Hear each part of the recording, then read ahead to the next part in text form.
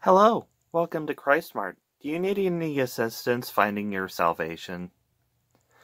Yeah, so today we're talking about retail, mental health, and fundamentalist attitudes in regards to service and Christianity. And fortunately, there hasn't really been studied much. I could only find one study, and it was behind a paywall, so I couldn't read the entire thing. I could only really read the abstract. But there has been a noted correlation between retail work and mental health problems, particularly in regards to anxiety and depression.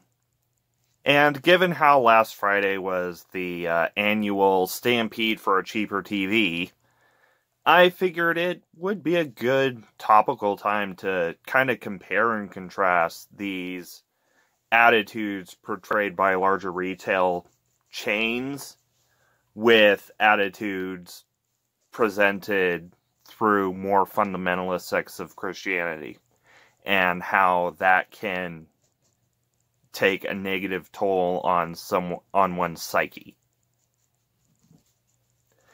Now, first, at least in the US, there's this pervasive attitude when it comes to retail that the customer is always right, and the lower, level retail workers and perhaps even the store managers, depending on what the franchise is, don't really have any sort of power in regards to how they deal with an angry customer, and they've got to do their darndest to pacify the customer and make sure that they get what they want, or a reasonable facsimile, and it's always got to be done with a smile.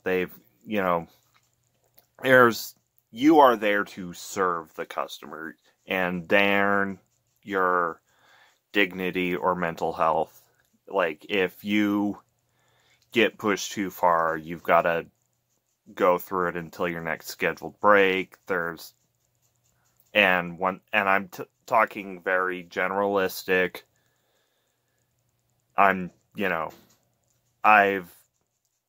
Most of my experience in retail has been with smaller businesses, so luckily I haven't really had to deal with this. Anyways, continuing on. And, how you're expected to give 110%, despite, that being mathematically impossible. And I thought, hey, that sounds kind of familiar, because when you look at the Bible and certain verses and you put emphasis on those verses, you get something of a very similar mindset, to where you're having, you're putting all your energy, all your attention on God, and whatever else is left is put on others, and you're not taking any time to to take care of your own mental health, to where you're putting service to others and to a being that likely doesn't even exist ahead of your own dignity. And that at least for me was a big contributor to my issues with mental health and my self-esteem issues.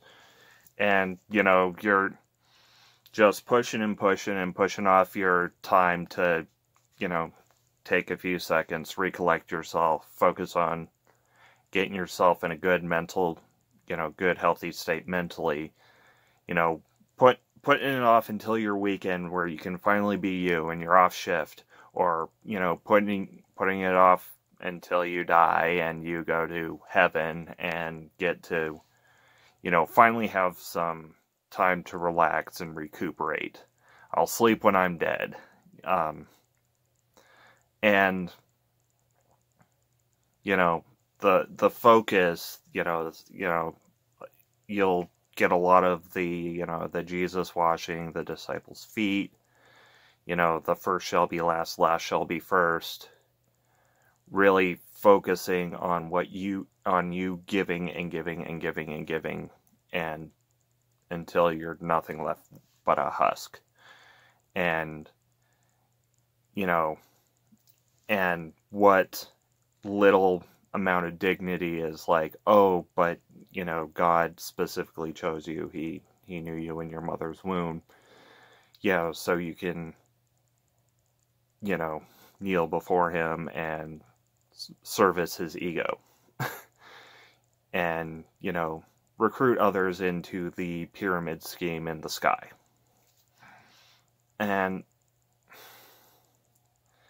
it's fucked up. And it's, cripes. It's fucked up. That's the down low of it. And of course, any sort of mental health or stress, at least in the more supernaturally inclined fundamentalist sects, is, attributed to demons and infesting your mind. And of course, we can pray those out. You invoke your authority and power that Jesus, that Christ has given you through the Holy Spirit, and you'll be able to push those away. We'll get you your rush of endorphins from coming to church and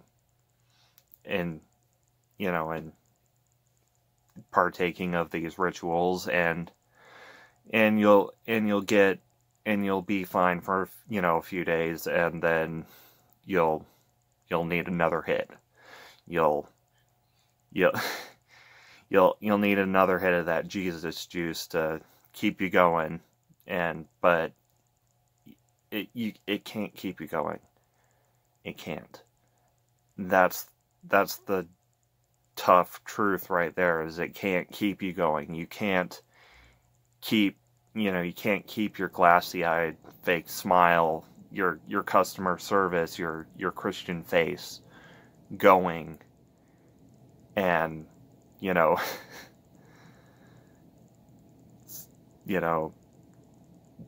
taking it back to the Bible. Man cannot live by bread alone. And oh, look at these devotionals we're reading. They're called the Daily Bread. I know it's a tangent. It just amused me. But you know what? I'm not going to ask you guys to serve. I'm no leader. But I will ask you, if you want to like, share, subscribe, do all the YouTube things. But remember, keep yourself mentally healthy, and especially the fact that indoctrination is a hell of a drug. Now you all have a nice day, okay?